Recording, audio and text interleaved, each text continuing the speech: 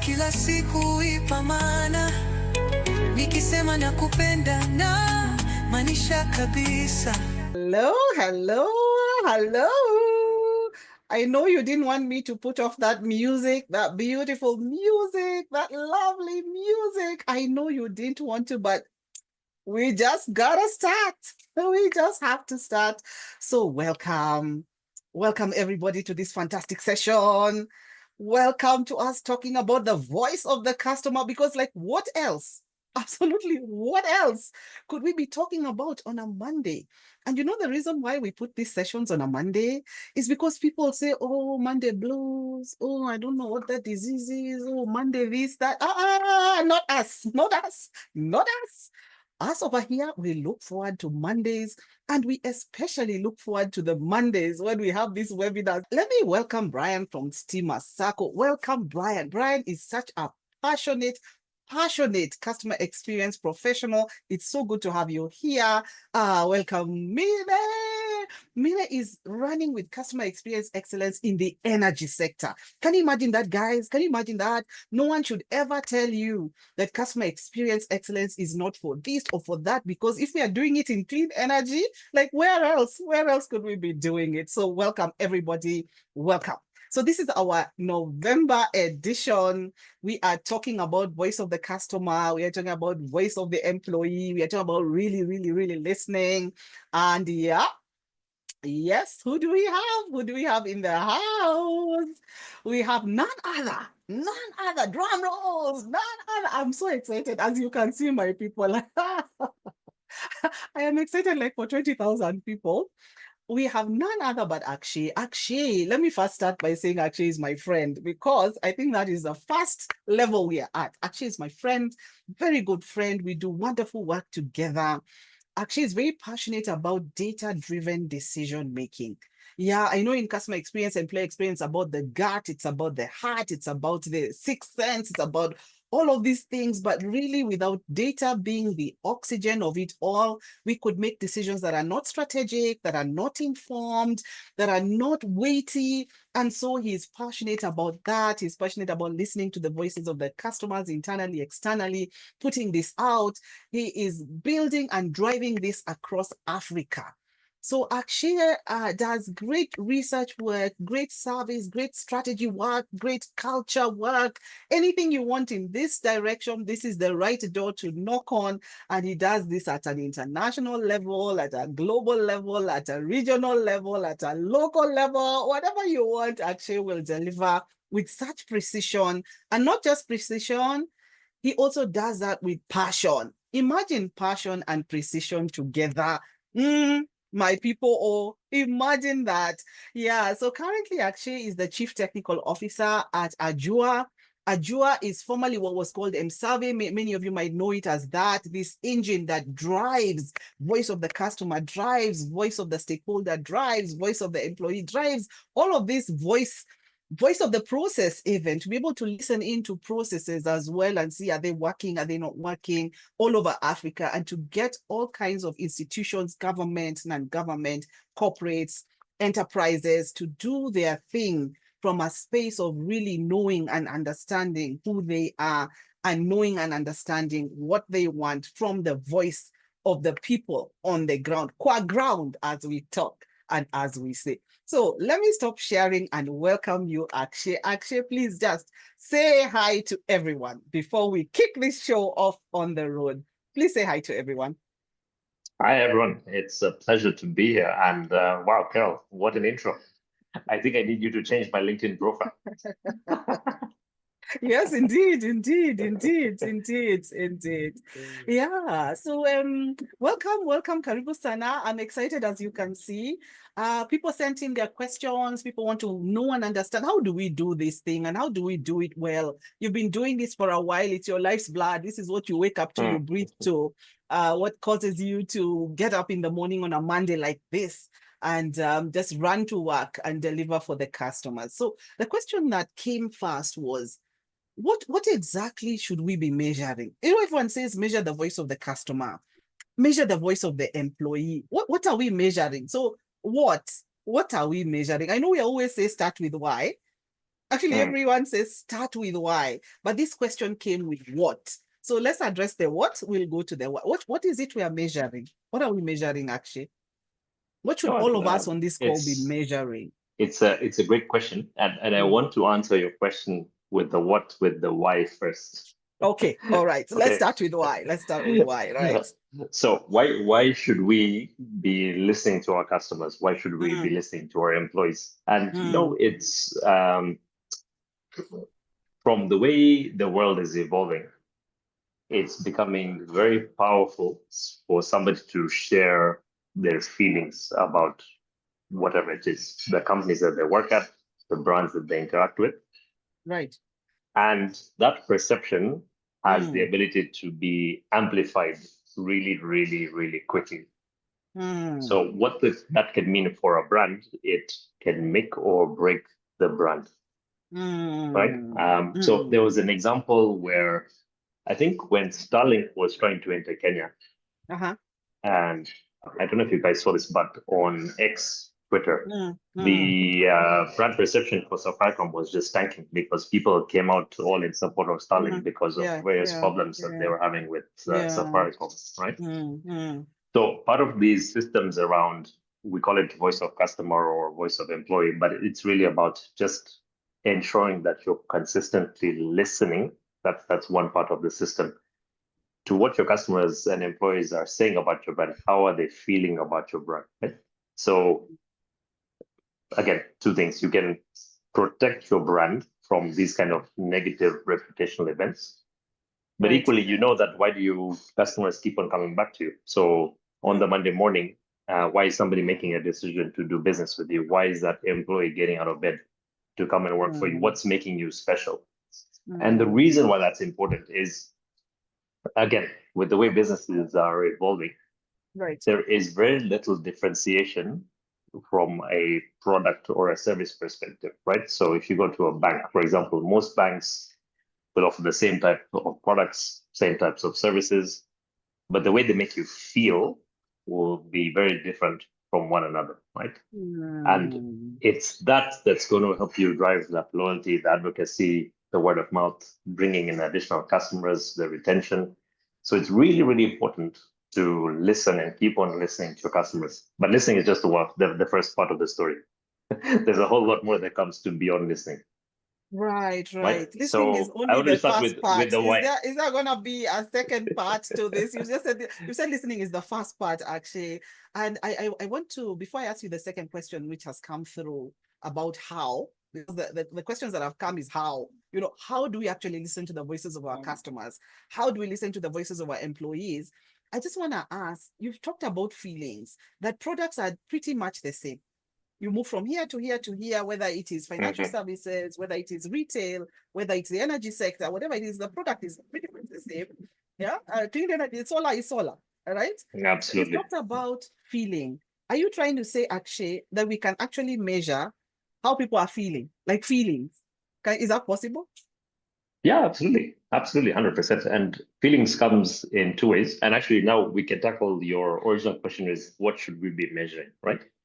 So when it comes to experience, again, whether it's customer or employee, traditionally there's the three big metrics, right? Net Promoter Score. I presume everyone on this call is familiar with these terms, right?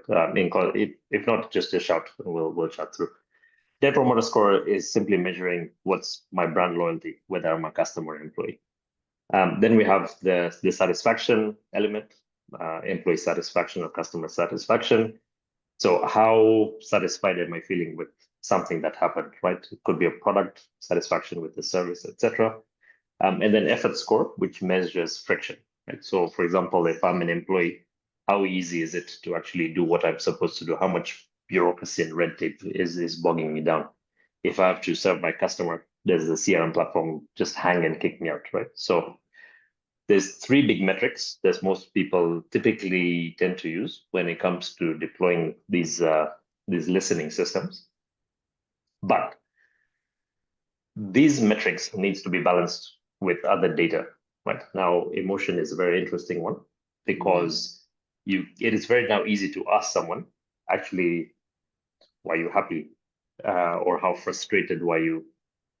So there's a quantifiable way to measure emotion. But also, when you're asking customers or employees these metric questions, you want to tie it down with a qualitative question, right? So please explain, tell us why, etc. And in that unstructured text, there's just a wealth of information. Now, technology these days can make it very easy for you to understand, right? So emotion can be measured both in terms of, let's call it a scale or something, but also it's lying inside that structured data. So yes, you can be measuring emotion.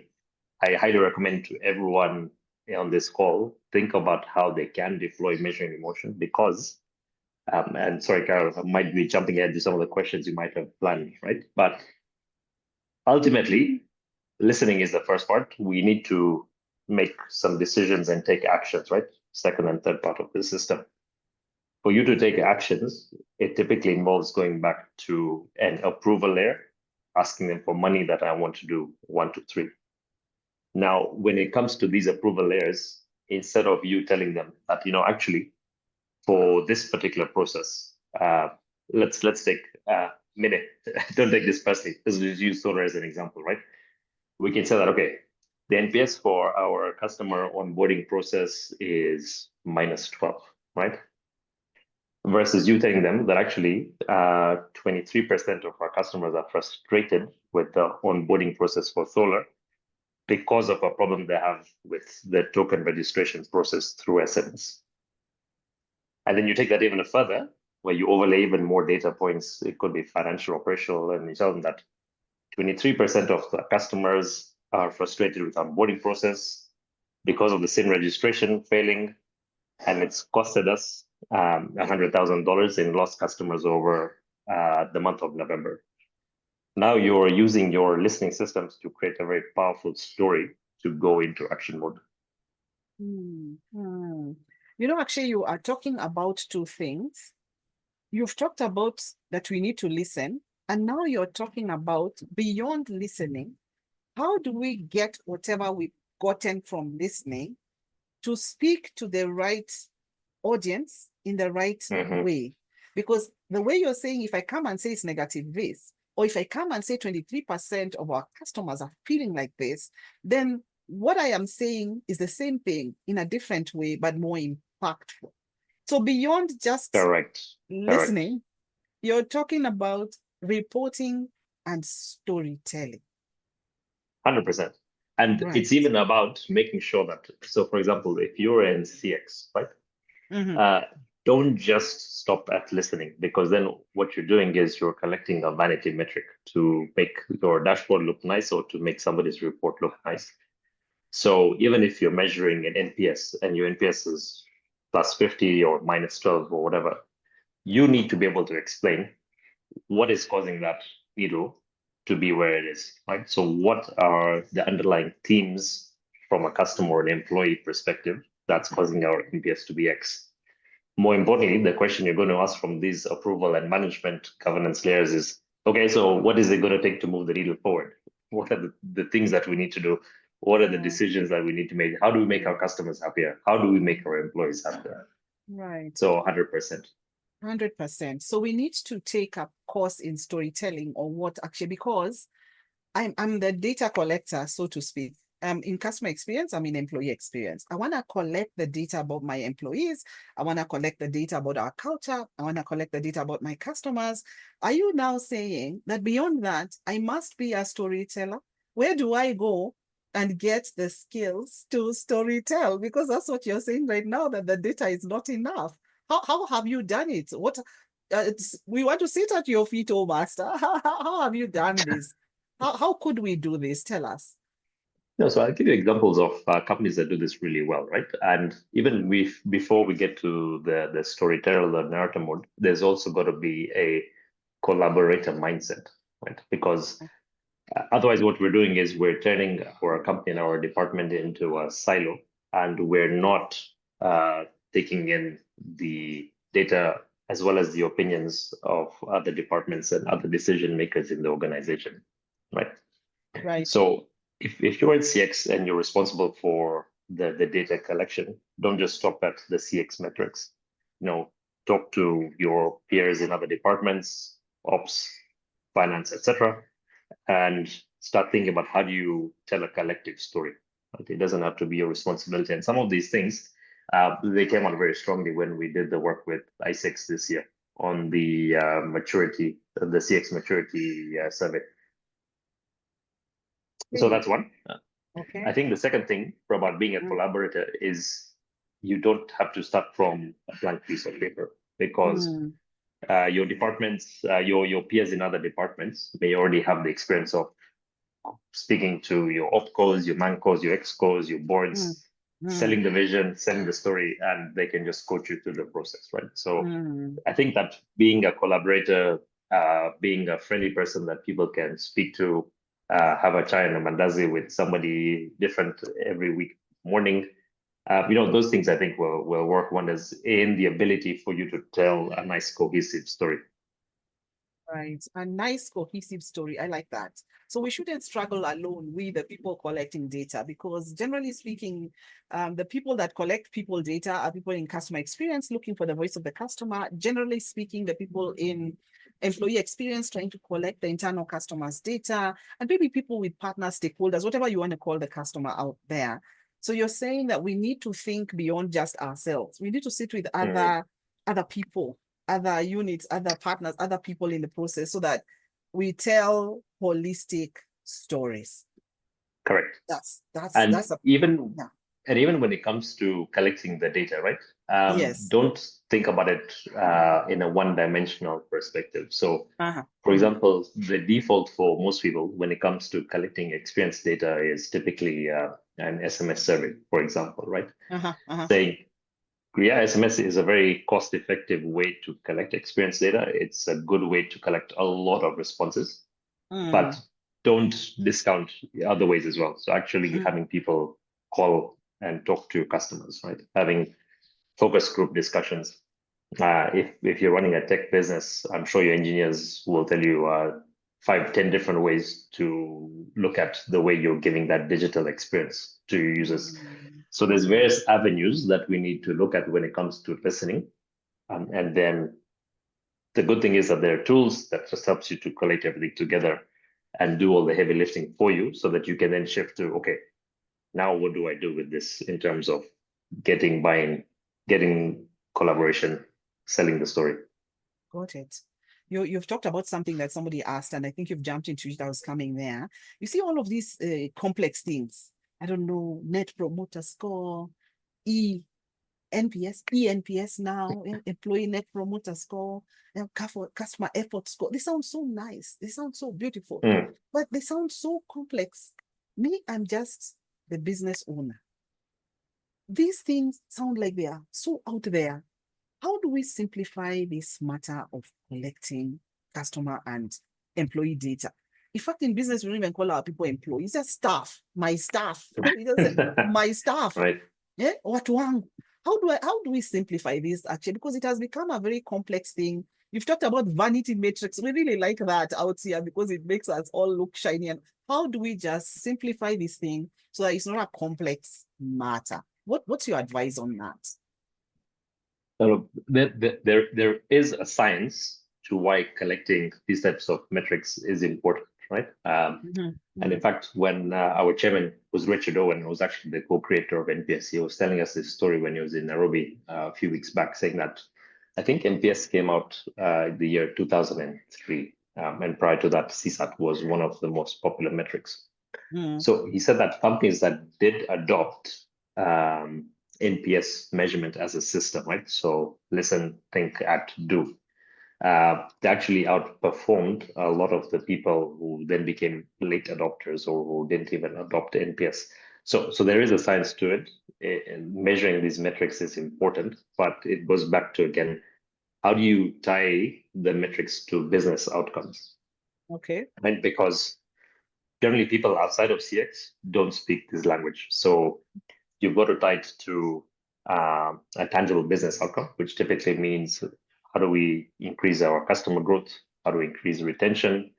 How do we stop customers from leaving our brand and going to our competitors? And ultimately, how does this tie into whether it's a revenue number or a profit number or something that's blending the two, right? Because that's how you help people to understand the reason why we're measuring this is to make sure that we're protecting our revenue line, our profit line, etc. Right. So the CX person, right. It's your job to explain what do these metrics mean, and how do they link to business success at the end of the day. Right. Yeah, you're back to why, actually. I think we should always start with why. You're back to the why we are even collecting in the first place.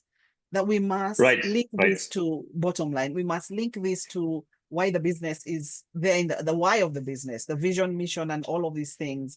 And so it's not just numbers for numbers' sake. And we need to simplify these ECS, ES, and CSAT, ESAT, ENPS, and all of these so that it makes sense even to me, who is the Mama Mboga, me who is the Boda Boda rider, that I can ask my customer, even just ask, I've carried you, ask, on a scale of 0 to 10, where would you rate me? And the customer says, and that's a very good point, right? Now, if you think about, let's look at these car hailing apps like Uber and Bolt and Little. Now, every driver is rated on a scale of 1 to 5. And the drivers understand this. The reason for that is important because their public rating will help them get more rides, and ultimately more rides means more revenue. So for them, you see that tying of asking that how happy were you with the ride, there's a very strong correlation to it, means that they're going to make more money from that. Right. It's loading now. That had not made sense for me, because at that level, it is so well understood. It is understood completely, the satisfaction. Yeah. Actually, I want to ask you something about customers and employees, quote unquote, telling the truth. But before that, it is said that a satisfied customer is the best business strategy of all. And then there's this school of thought about, because we are measuring customer satisfaction, employee satisfaction, and that people are saying satisfied is not enough. And we need to move from satisfied to, say, delighted, or satisfied to whatever exceeding expectations could be in that way. How do we measure like that, exceeding expectations or totally delighted? How do we measure that spectrum? Yeah, because the bottom of the barrel, that is clear. They'll give you a 0, or they'll give you a very, very poor, or whatever. Is that part is, so how do we measure customer delight or customer, exceeding expectations? How do we measure that end? Yeah. No, it's and again, that's a very interesting question. Now, what I recommend and what we've seen working well with some customers is when you're crafting your questions, whether it's in your survey or your mystery shopping exercises or whatever it is that you're doing to collect data, just be very deliberate about the wording that you're using, right? So, for example, even if you're using a CSAT metric, the 5-point scale, as your core metric for experience, now there's different ways you can ask that metric. The bog standard generic method is, how satisfied are you with this product, with this service, etc. But now you can start tweaking the language, right? And tweaking the language starts to help you unpack some of these things you have to ask her about. So you can say that on this scale, actually, what delighted you? So now you're moving away from satisfaction to delight, but your measurement doesn't really change, right? So, and then your follow-up question, which is the open-ended raw verbatim, where you really want to deep dive into that. Again, and technology makes it easier for you. Depending on the way the customers responded, you can follow up with the right question, right? So if somebody rated you a 3 out of 5, you can say, why were you unhappy? What could we have changed to make your experience that much better? If somebody rated you a 4 or 5, the follow-up question is, how could we make you even happier? What could we do to give you that extra bit of delight or exceed what you're looking from us? So playing with the wording can help you figure this out without trying to over-engineering what you're doing from a metrics perspective. Okay, no over-engineering. I'm taking notes, taking notes, actually. A question here is, what you're saying is that language really matters. That even as we design the tools and the questions that we are going to use to get the voice of the employee, the voice of the customer or stakeholder, whoever, that languaging is very important. And so we need to put effort into that because otherwise we may not get what we are looking for in terms of really listening to the voice of the customer. I think that's real life out there, real life out there. And that the wedding has to be aligned to the brand promise that you've given to your customers, right? So let's just take a bank as an example. Okay. If your brand promise to your customer is that your account will be opened in less than a day, for example, right? And that is the core success metric. That instead of asking a question around how satisfied are you with the account opening process, how was it easy to open up the bank account with us, you'd be very deliberate in saying that. Were you satisfied that we opened your account period within the time that was promised to you, XYZ, right? So be deliberate about tying back to your brand promise and what you're promising the customer from an expectations perspective. Correct. And you've brought in brand promise, which essentially is the customer promise, because there's always this argument between brand experts and customer experience experts, which is which? Is it the brand promise? Is it the customer promise? And we in customer experience say, who are you promising? You're promising the customer, so it's a customer promise. So we've really owned that, and I think it's important to understand the brand's vision and then tie that into the conversation right there.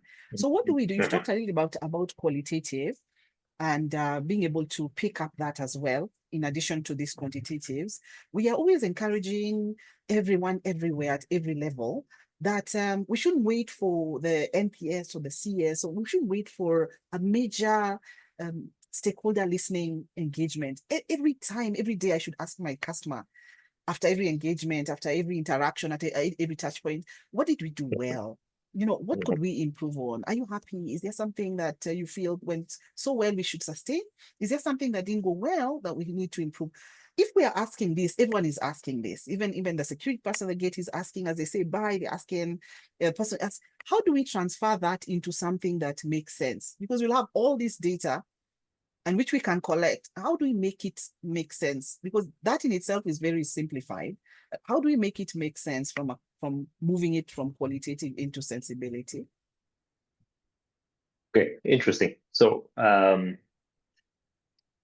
are a few things to think about here, right? And you touched on one of them already, which is around the constant need to keep on collecting data. So actually, with a really good voice of customer system, you've got to make sure that you're collecting the data in the continuous real-time basis, right? So if you go back to the account opening example, as soon as my account is open, there should be some form of automatic trigger that comes to me, whether it's WhatsApp, email, SMS, whatever my communication preference is. Tying back to actually your account's opened, we'd love to hear about what your experience was on an account opening process. Those real-time triggers ensure that you're constantly collecting the data.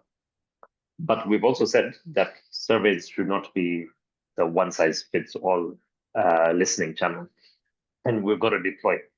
So if, going back to the bank example, if you have a lot of footfall within your branches, your cashiers, tellers, the guys who are interacting with the customers, your frontline, actually, they probably know the most about the way your customers are feeling about their brand, right? And now these tools that you're using to do the surveys, they can be used by your staff as well, just to plug in. This is what this customer said, etc.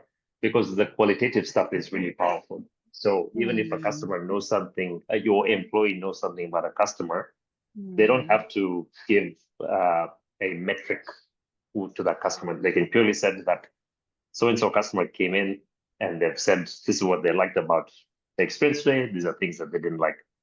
And the nice thing is that, again, the technology does all the hard work for you, right? So whether it's on a daily basis, monthly basis, quarterly basis, however you're looking to now do your analysis, we always recommend try to do it more frequently so that you can make your decisions faster. All this unstructured text that you're collecting, it can be easily used to draw out the big themes so that you can know. So from a branch operations perspective, we actually have problems along these specific branches. And the big problems we're having is around queues, for example, right? And that makes it very specific, very deliberate around the interventions that you need to make. So one thing that I Alright. do want to say attached to this is, because it's listen and act, Yes. part of the acting is also communication is really critical. Yeah. And that's both the internal and external communication, because we don't want to again get into the habit of becoming a data or an information silo, right? So if, as an example, we know that customer speed, the queuing at physical locations is a problem, we communicate that internally so that everyone knows this is a major problem that we're working towards, and we're doing 1, 2, 3 to solve that problem. And then your next internal communication should be around, we successfully launched these initiatives and we've seen that our speed has now been reduced by X number of minutes, seconds per customer, which has resulted in us being able to produce or deal with more transactions in the branch. And that has increased our revenues this month by XYZ. Similarly, going back to all the customers who's giving you feedback that they had a really bad time in the branches, say that we heard you, we've listened, these are the changes we've made. Would love to know whether these improvements, whether you've noticed these improvements or something around that. So the communication linked to the listening or feedback is really important. Right. Communication. Big thing here. Big thing here. So that we are not just collecting data for the sake. We are tying it to the vision. We are tying it to the outcomes that we are looking for. We are tying it to the promises we are making. We are tying it to the why we are collecting it in the first place. And then we are translating it into a language that people can understand all over, the people that for which this data is important. That brings me to the question that was asked. Okay, we want to collect data from our customers and we want to collect data from our employees. How do we get them actually to tell the truth, especially employees? And many times it's the HR. It is the HR collecting this data, actually. And like, who wants to tell the HR? The people feel like this person is going to track me down, or be able to, if I'm candid about, and all these surveys always say, give us your candid feedback. I don't know what. How do we make sure that the people we are collecting data from are telling the truth? Even customers might lie. They might just want to paint a picture or whatever. How do we make sure that we are getting real data? Do you have a trick for this? So let's start with the employees first. I think it's really critical when any type of employee survey is done that the employees are assured of anonymity, right? Because that is the only way that they will be brave enough to tell the truth. That's one. Yes. And linked to that, there's got to be communication across the organization from, let's say, starting from the CEO, right? The biggest decision maker, the one who drives this culture of transparency and stuff, right? So consistent reminders, this survey is coming up, it's going to be anonymous. We want to hear from you so that we can make this a great place to work from you. Those actually do wonders, right? There's a project, Carol, you and I worked on, where we got a 99% response rate on the employee experience survey. Yes. And one of the things that worked really well in that engagement was using what they call culture champions. So to tackle any perceptions of mistrust in the system or perceived mistrust in the system, we identified key individuals in the organization that people looked up to, people respected to. They don't need to be in a senior position. They don't need to be in a managerial position. These are people that people inherently trust, right? Okay. And you use them to almost gamify the system. So we ran, if you remember that exercise, saying that the teams of departments that are the first to complete this, they won a prize or something. And again, those are the ways to get employees to collect feedback. And the honesty in that feedback comes from making sure that surveys are anonymous and you've got the people driving the culture of the company bought into that as well. Yeah. So buy-in. We need to get buy-in from the get-go. So that even as we run the surveys with the customers and run the voice of the employee activities, then we are really getting back candid feedback. And it's not just feedback to tick a box or, feedback that's, coming from a lens of fear. I don't know why feedback generally triggers fear. Yeah. No, I mean, It's a human thing, right? Because most people will just fear for their jobs. It's always about putting the job safety at the heart of it. So even helping about people understand the reason why we're collecting, whether it's employee experience data or customer experience data, is to make sure that we are outperforming our competitors, right? So that at the end of the day, everyone has a job to come to, and we're not losing the war against our competitors. The other thing that would really help from that honesty and anonymity perspective is it goes back to the systems are not just about listening. So once, and we go back to the employees, once you've completed the employee experience survey, it's really important to be transparent about the findings, right? The good, the bad, and the ugly. That helps start getting buy-in, saying, oh, actually, yeah, I said this, and it's been brought up as an issue that needs to be fixed. And that does two things. You're getting your buy-in, you'll make sure that those employees will take part in future surveys, and they will be honest about it. The critical thing is around, what do we do about this? Because if the company does nothing at the end of the day, once they've collected the data, it's going to revert back to, this is a waste of my time. I've talked about these problems. Nothing's been done. This is a vanity exercise. So either I'm not going to respond in the future, or I'm just going to do this as quickly as possible, not paying attention to what I'm saying or writing, because I actually need to get back to my work. Yeah, that's so true.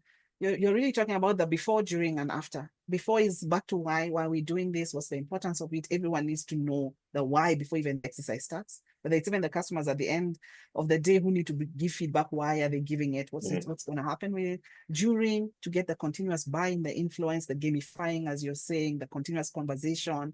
And then after, what do we do with the data after? So you've talked about before, during, and after. So this whole process of voice of the customer, voice of the employee is actually a journey. So what we call the customer journey map: before, during, and after. Yeah. So I want to ask one last question before we open for any questions. And I can see time running, but we need to talk about this last one. You make it sound so simple, Akshay. You're just spitting wisdom. It sounds so simple.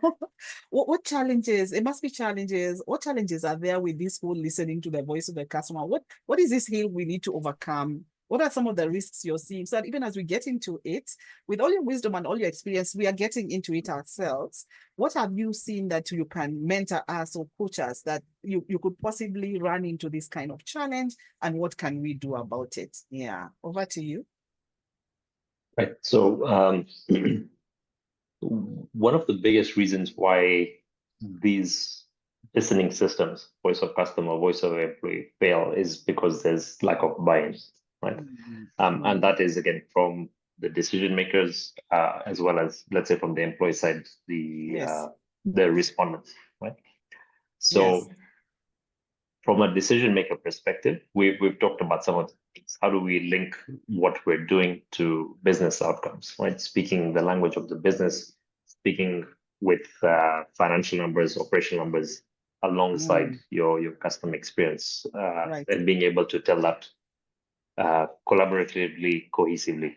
I think once you have buy-in from senior decision makers in a business, you've won a lot of the battle already.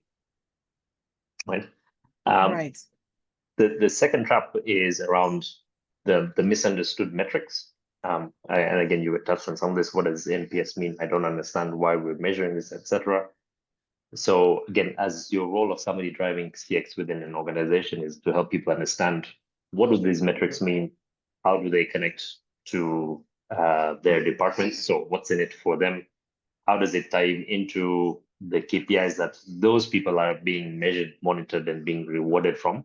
So again, you're fighting a battle jointly, as opposed to trying to fight a battle and then fighting each other as well. For some organizations, depending on now culture, hierarchy, organization structure, it may or may not be easy to actually have that information accessible to everyone.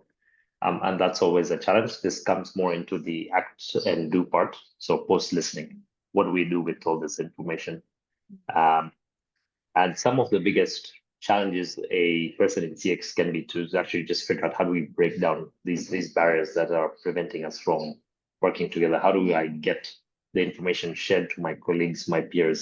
How do I just make this information more useful within the organization? Yeah. And then maybe going back to buy-in, sometimes there's always challenges around statistical relevance, response rates, etc. So there'll always be questions around, oh, how many customers have responded to this? Is this really an issue, etc. So again, as a CX person, it's part of your story, and you need to be armed with the answers to these kind of questions. Right? So be, I guess, really, really prepared when you have to talk to senior decision makers, senior people in the organization, saying that, okay, this is a problem because 1, 2, 3, and actually we've seen it. My CFO said that our numbers went down. We've tied the dots together, etc. And then people start listening. Because ultimately, once you start connecting that financial element to it, people understand it's going to impact my salary, it's going to impact my bonuses, it's going to impact increments next year, etc. People start taking notice. Absolutely. Yeah, so I think those are some of the challenges. And again, going back to some of the things, it's just over-reliance on one listening channel. Yes. Surveys are great, but there's also other ways to collect feedback, so not to overlook them. Yeah, we should diversify. We should have surveys, we should have focus groups, we should listen to the voice of the customer, we should have spot checks, we should do mystery shopping, we should do all manner of things that we can possibly do to listen to the voice of the customer. We should have all these qualitative things we are saying. You don't just ask anybody, and everybody can just ask the customer when the opportunity arises proactively, and not wait for reactive feedback from the people that we want to listen to. Actually, it is said that you'd rather not collect data than collect it and do nothing with it. So we'd rather just sit here and do nothing than collect data and then go and do nothing with it. And so many people, many times, are always collecting. Are you of the opinion that we should just not collect at all if we are not gonna do anything? Because someone could have 5, 6 surveys in the year, and we've not even actioned survey 1 that we did, say, at the beginning of the year. And so what's your take on that matter? We should just sit in our seats. I would go back to think about this from the customer perspective, right? The person who constantly keeps on getting surveys from you. So one, if you've never reached out to the customer to even thank them for their feedback, do they even feel like any sort of appreciation that I've spent my time and effort giving you thoughts about the way you could serve me better as a customer, for example? Secondly, if you're going to keep on serving me and do nothing about it, am I really going to be interested in giving you my wisdom for future surveys? So, and look, for a lot of companies, going back to the different ways of collecting data from their customers, they actually don't use surveys. Think about, let's say, your tech startups. You're starting with a small pool of initial customers, and your teams might be having great conversations with your customers on a daily basis, right? So there's a lot of wisdom in how your customers are feeling about what you're doing as a brand, the services and the products that you're providing with them. So if you're collecting data and not doing anything with it, I think it's just easier to stop and just carry on the business the way you're running, monitor your numbers, and that will give you some indication of the health of your business. I think if you're really serious about using data to drive business outcomes, then yeah, it has to be very deliberate and focused around the full thing. Listen, think, act, collaborate, do, and then rinse and repeat. Right, rinse, repeat. I really like what you've said actually about thanking the customers. In that before, during, and after, generally for before and during, we are always, not just for service, for everything customer experience. Oh, you're wooing the customer. Oh, you're serving them. After, we always forget that part. So you've talked about thank them for their feedback, thank them for participating. Tell them even what you're going to do with this data that they, even before you do it, what you're going to do with that. I think that part is so important. We water down that part. I think we don't give it the attention it needs. And then that will trigger apathy, because there's so much survey apathy nowadays. People don't want to fill forms, they don't want surveys, they don't want this NPS thing has bored. There's so much apathy. I think this thanking them and having goodwill could possibly solve that.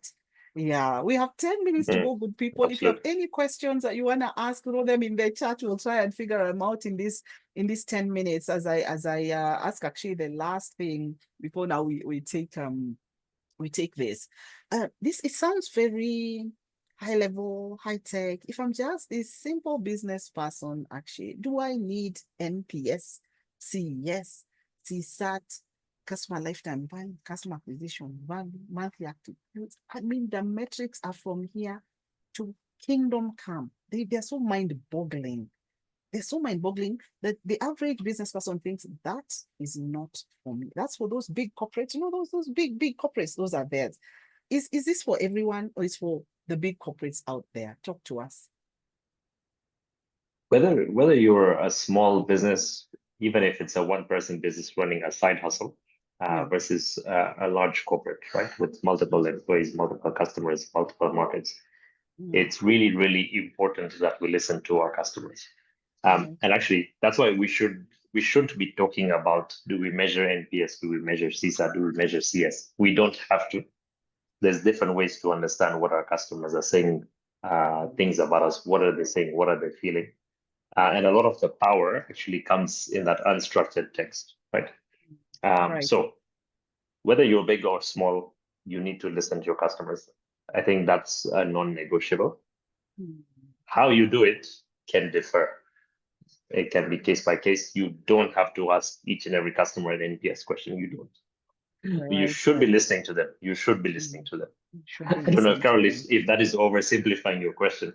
No, it's not. I love it. I love it. In fact, I just tell the team here actually, and I did some culture work, and we're asking the stakeholders, if you are CEO for a day, not what would you do, what would you do differently? So they've already won the CEO part, and then they were answering what they would do differently. Because when I ask you, and you said language actually, when I ask you what you do differently, you're already thinking what's happening and what needs to change. So not just what do you do differently. And so even I think at the base level, I need to ask myself, if I'm a rider, I do ask my customer, if you are the Boda rider, if you are me, what would you do differently? Then the customer would say, they'll tell you what you do differently. So I think there's all these ways in which we can pick feedback. If we are deliberate, you've told us to be serious, actually. If we are serious, I think we can get really to the heart of listening. We have BW saying, good afternoon. Thank you for this insightful conversation. Indeed, it's insightful. Thank you, Akshay. What approach would you use to increase buy-in on feedback in busier industries? Say, for example, healthcare. Oh, Akshay, please talk about healthcare. Because healthcare people are even scared to give feedback. They think the nurse is going to inject them with poison. I don't know what. There's so much drama around healthcare. Over to you. This is very tough because typically when it comes to healthcare, it's also a very emotive time for the patients and the family, right? But collecting feedback, let's call it patient experience, right? Which is like your subset of customer experience. Is really important. And the reason why is now, depending on what the customer or the patient is going through, whether it's an inpatient case or an outpatient case, your customer journey maps from a healthcare perspective typically tend to be complicated. Think about when you have to register yourself, you may be triaged, you may be moved to a department, and then you have these periphery departments, radiology, pharmacology, etc., that you're interacting with. And then at the end of the day, you even have the billing department when it comes to discharge and settling your bills. As your customer journey gets more and more complicated, each layer of complexity has a multiplier effect on the experience, right? So again, from a feedback perspective, understanding the way those different departments are delivering the experiences to your patients becomes critical. So the importance from that perspective is that the complexity of the journey could be disrupted by a drop in performance at some point along the journey map. So it's important to keep your pulse so that we can understand where is this. There's a word for this. It's called like moments of misery, right? So where are the moments of magic happening from the customer? Where are the moments of misery happening, and how do we correct it? So again, the buying can be on multiple fronts. You could be talking about a buying based on people who are frontline, right? The stuff. And again, there is a lot of employee experience stuff related to frontline stuff in healthcare. Typically, most of these are the stuff are burnt out, and there is, do we prioritize our clinical outcomes versus the experience outcomes, right? And for a lot of medical stuff, your clinical outcomes from a mindset perspective, because you're switched into, we need to save the life, we need to do this, and you become very scientific and process oriented around it, right? So, but that human element, the experience of how does the patient feel around all this becomes really, really important for a lot of the reasons we talked about. Yeah. Then again, from a senior decision buy-in, you know, from a journalistic perspective, a lot of these healthcare facilities do make the headlines. So again, the anchor around what does negative experiences mean from the brand reputation, tying it to financial outcomes, and having that cohesive story around what does this mean for our prospective customers, can be used as ways to get your buy-in. But again, it has to be data-driven. Rather than a gut feel saying that we need to do this because hospitals do this. Yeah, absolutely. I don't know. We can't use the excuse that somebody else is doing this and therefore we need to do this. Yeah, indeed. And the thing with healthcare is to get buy-in at every point. And the biggest overarching theme around getting buy-in from healthcare practitioners to get feedback from the customer is how much healing is in the mind. Because healing is in the mind. And no matter what clinical kind of intervention I am giving, if healing is not in the mind, it's more calm. And so for me to have healing in my mind, I must feel well. For me to feel well, my experience must be well. You need to ask me about my experience over and above the clinical. Anne is saying, thank you for this insightful conversation. She's loved the storytelling. How do we focus on language and be deliberate about the questions that we are asking? How do we focus more on language? I think this will be the last one you take, Akshay. How do we focus more on language and be deliberate about what we are asking? Yeah, I'm not sure if Anne has a question on that, or she was just saying that this was the highlight of it. Anne, did you have a question on this? Oh, I see. And was it a question or a comment? So you're enjoying how we should focus on language. I'm sure the brand people in the room, shout out to Brand Ops by Jackie. We have brand people in the room. Brand people always telling us about language and storytelling and that. Actually, imagine time is up. I can't believe it. I just can't. It's just crazy about where has the time gone? There's so much to say, so much to talk about. How do we find you when you're not here on this webinar saying these lovely things? How do we find you so that we can use your services, knock at your feet, at your door, sit at your feet, and just get our brand stories going from a positive customer and employee experience perspective? Let me drop my contacts in the chat. Okay. I'm more than happy to have a conversation with anyone.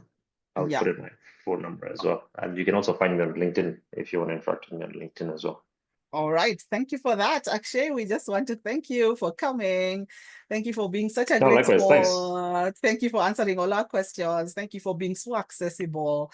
Good people, we do this once a month. Every month we have different topics we talk about. So either join our WhatsApp platform where we talk a lot about customer and employee experience, and join us as we see how to improve our businesses, our organizations, and be able to run this, not only this nation, but this whole world better. Actually, what's your parting shot? What are your last words? The last words of wisdom. As you can see, you people, this gentleman is full of wisdom. He has a white hair, a shock of white hair, full of wisdom. What's the last words of wisdom, actually, before we go away?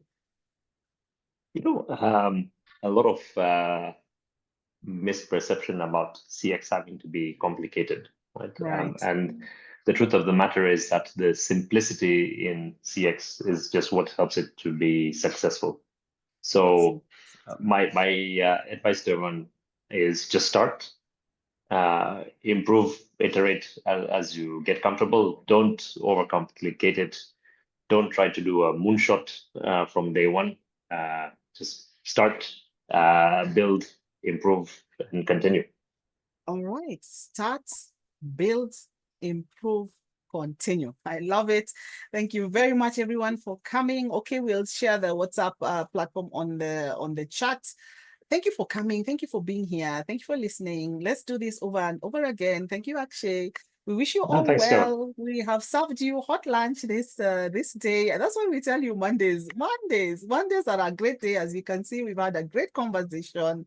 We are here just to improve each other, build each other, and ensure one customer at a time, one business at a time, one experience at a time, we can then get things moving and going. So that's what we had for you. It's exactly 2:00. We'll have to keep time. As is to wish you well. Have a beautiful week ahead. Thank you for coming, and we will see you at the next one.